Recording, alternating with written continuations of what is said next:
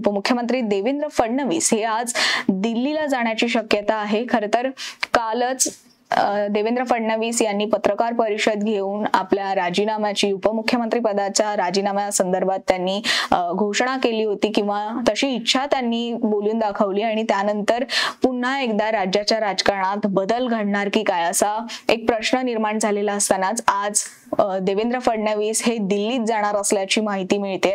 आज दिल्लीत जाऊन पंतप्रधान नरेंद्र मोदी आणि त्याचबरोबर गृहमंत्री अमित शहा यांची ते भेट घेण्याची शक्यता वर्तवण्यात येते। खरं तर जो राजीनाम्याचा निर्णय फडणवीसांनी घेतलेला आहे किंवा जी इच्छा त्यांनी बोलून दाखवली आहे त्या पार्श्वभूमीवर फडणवीस हे दिल्लीला जात आहेत। त्यामुळे या दिल्लीच्या त्यांच्या या दौऱ्याकडे सगळ्यांचंच लक्ष लागलंय। राज्याचं लक्ष फडणवीसांच्या या दिल्लीच्या दौऱ्याकडे असणार आहे, कारण राज्यभरातली जी भाजप किंवा महायुतीचा जो पराभव झाला त्या पराभवाची जबाबदारी ही फडणवीसांनी आपल्यावर घेतली।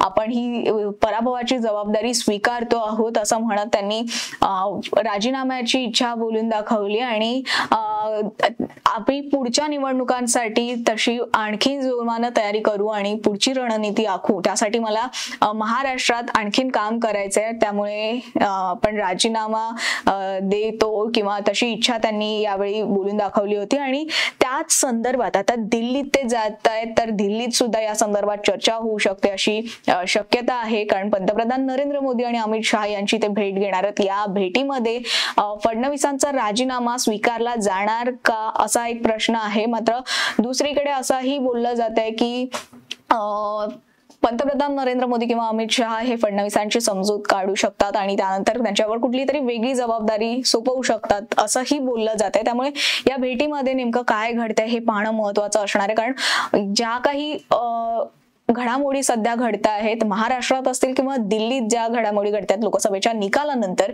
या हालचालींना मोठा वेग आल्याचं पाहायला मिळतंय। केंद्रीय नेतृत्व जे आहे ते देवेंद्र फडणवीसांची ही जी विनंती आहे राजीनाम्याची जी त्यांनी मागणी केलेली आहे ती त्यांची मागणी केंद्रातून मान्य होणार का हे पाहणं महत्त्वाचं असणार आहे। आणि त्याच संदर्भात सध्या राजकीय वर्तुळात निरनिराळ्या चर्चा सुरू झालेल्या आहेत। अनेक लोकप्रतिनिधींच्या अनेक राजकीय नेत्यांच्या यावर प्रतिक्रिया येऊ लागलेल्या आहेत। विरोधी पक्षांच्या प्रतिक्रिया सुद्धा फडणवीसांच्या या राजीनाम्याच्या इच्छेवर येऊ लागलेल्या आहेत।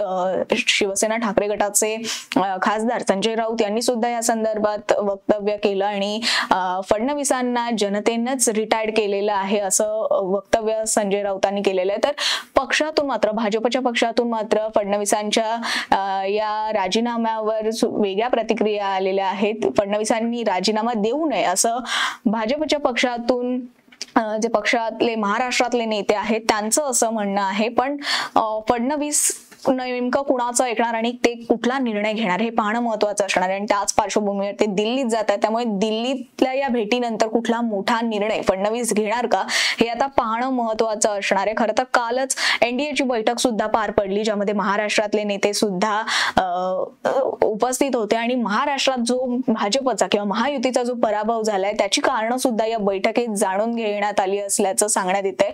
आणि यानंतर खरं तर या बैठकीत मुख्यमंत्री एकनाथ शिंदे असतील किंवा राष्ट्रवादी अजित पवार गटाकडून सुनील तटकरे, प्रफुल्ल पटेल हे सुद्धा उपस्थित होते। आणि याच पार्श्वभूमीवर जो महायुतीला जो जोरदार धक्का महाराष्ट्रात बसलेला आहे त्यामुळे कुठेतरी फडणवीसांनी त्याचा जो खापर आहे ते स्वतःकडे घेतलं।